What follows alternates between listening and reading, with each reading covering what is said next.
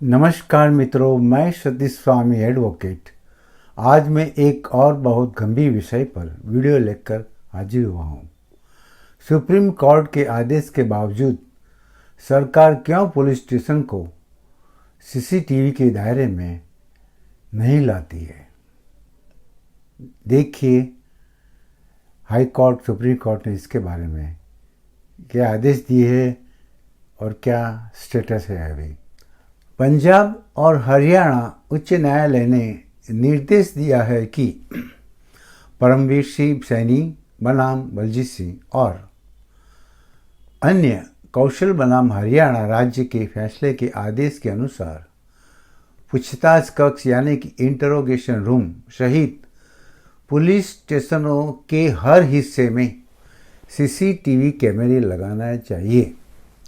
Justice Amol Singh ने कहा कि सुप्रीम कोर्ट के निर्देश स्पष्ट है कि पुलिस स्टेशन के किसी भी हिस्से को सीसीटीवी से खुला नहीं छोड़ा जाना चाहिए और पूछताछ कक्ष भी स्वाभाविक रूप से शीर्ष अदालत के आदेश के दायरे में आएगा।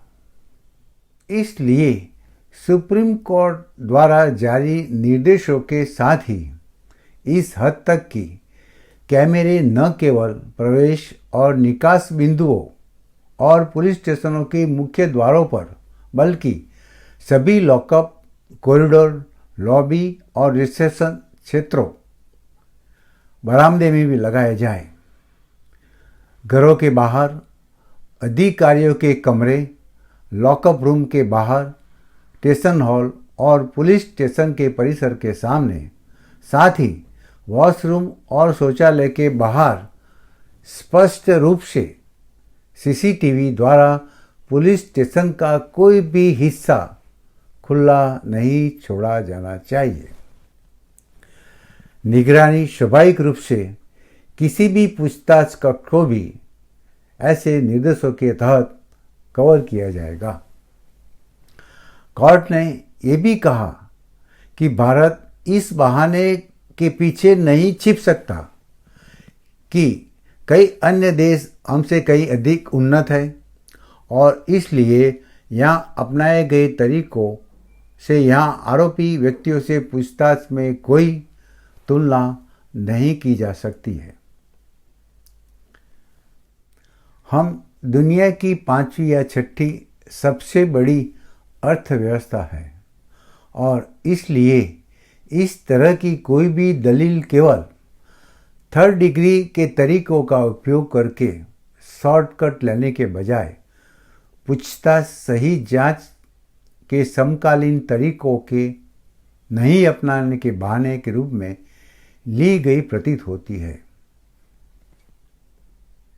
एकल न्यायाधीश की बेंच में गैंगस्टर कौशल चौधरी द्वारा दायर एक याचिका पर सुनवाई कर रहे थे, जिसमें आरोप लगाया गया था कि जेल में उनके खिलाफ मानवाधिकारों का उल्लंघन किया जा रहा है।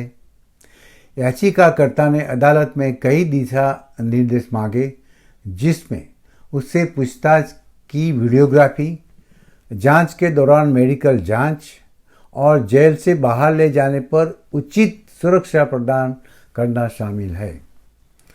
अपनी याचिका में उन्होंने जेल में बंद कैदियों और रिमांड के दौरान अमानवीय व्यवहार के कई आरोप भी लगाए। इन सबमिशन पर विचार करते हुए कोर्ट ने परमवीर सिंह सैनी बनाम बलजीत सिंह में सुप्रीम कोर्ट द्वारा जारी निर्देशों पर डिस्कशन किया, जिसमें स्पष्ट रूप से ये स्पष्ट हो गया कि सीसीटीवी निगरानी द्वारा पुलिस स्टेशनों का कोई भी हिस्सा खुला नहीं छोड़ा जाएगा।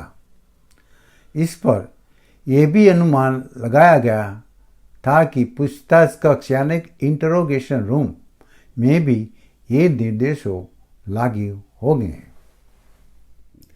इस प्रकार हरियाणा, पंजाब और चंडीगढ़ के पुलिस महानिदेशक को यानी कि डीजीपी को हलफनामा दाखिल करने का निर्देश दिया गया था कि सुप्रीम कोर्ट के निर्देशों का पालन किया जा रहा है या नहीं।